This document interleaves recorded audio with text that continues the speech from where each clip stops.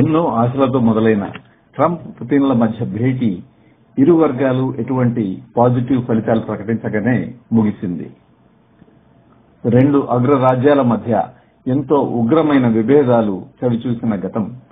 అటువంటి విభేదాలని గతాన్ని పక్కన పెట్టి రష్యా అధినేతకి రెడ్ కార్పెట్ తో, అలాగే B-2 బాంబర్, ఇతర యుద్ధ సైనిక విమానాల విన్యాసాల మధ్య స్వాగతించింది అమెరికా.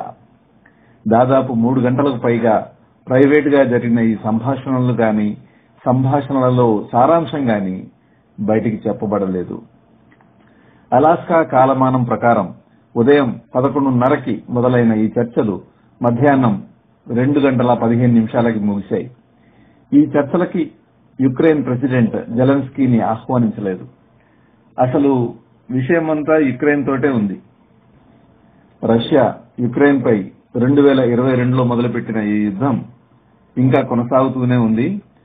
పైగా ఈ చర్చలు జరుగుతున్నప్పుడు కూడా రష్యా యుద్ధ విమానాలు, రాకెట్లు, ఫిరంగుల మోతలు యుక్రెయిన్ బార్డర్లో మారుమోగుతూనే ఉన్నాయి. ఈ చర్చలలో అమెరికా పైనే ఆశ పెట్టుకున్నాను అని జెలెన్స్కీ అన్నారు. చర్చల అనంతరం ఇరువురు అధినేతలు ప్రెస్ కాన్ఫరెన్స్ కి హాజరయ్యారు. ముందుగా మాట్లాడిన పుతిన్ ఈ సమావేశం కొన్ని అంశాలపై కొంత పురోగతి సాధించింది అన్నారు.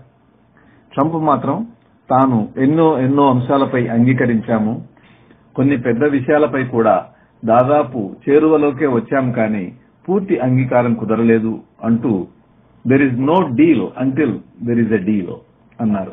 అంటే ఒప్పందం జరిగేంత వరకు ఒప్పందం లేనట్టే. అనగా ఈ చర్చల వల్ల ప్రపంచం ఎంతగానో ఎదురు చూసిన యుద్ధ విరమణ ఒప్పందం గాని, యుద్ధాన్ని తాత్కాలికంగానైనా ఆపివేసే విషయం గాని కుదరలేదని చెప్పగానే చెప్పారు. ఇవాళ చర్చలు కొంతవరకు ఇరువురి మధ్య ఒక పాజిటివ్ రెఫరెన్స్ పాయింట్ గా పరిగణించాలి.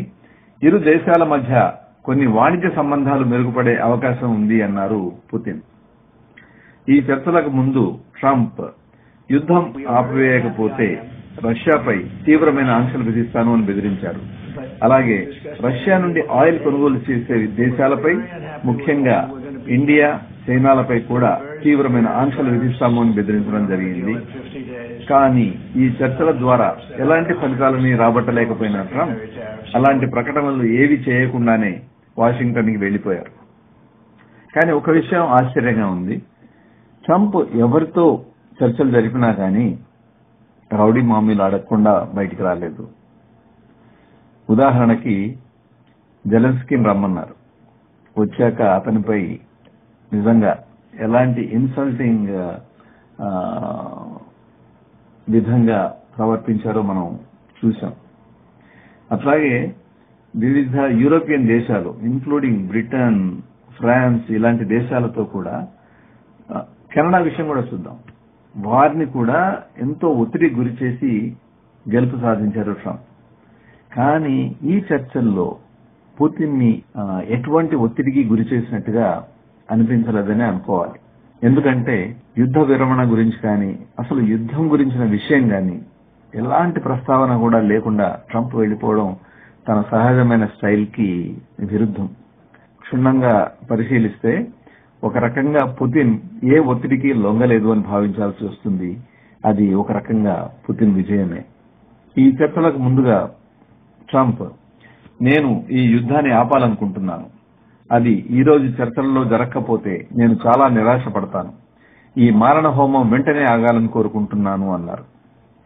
నిజానికి ట్రంప్ తన ఎలక్షన్ క్యాంపెయిన్ లో రష్యా యుక్రెయిన్ల మధ్య యుద్ధాన్ని 48 గంటల్లో ఆపేస్తాను అన్నారు. కానీ అది జరగలేదు. ఇప్పుడు కూడా అది జరిగిన దాఖలాలు లేవు. ఈ నిరాశలో ట్రంప్ ఇప్పుడు ఏం చేస్తాడో తనకే తెలియదు. రేపు అమెరికా ఉదయానికి ఏ రకమైన భీభత్సమైన ప్రకటనలు వెలువడతాయో కూడా మనం ఊహించలేము. ట్రంప్ భారతదేశం ఆయిల్ కొనుగోళ్లపై ఏ రకమైన నిర్ణయం తీసుకుంటారో కూడా చెప్పలేం. సో వేచి చూద్దాం మరి.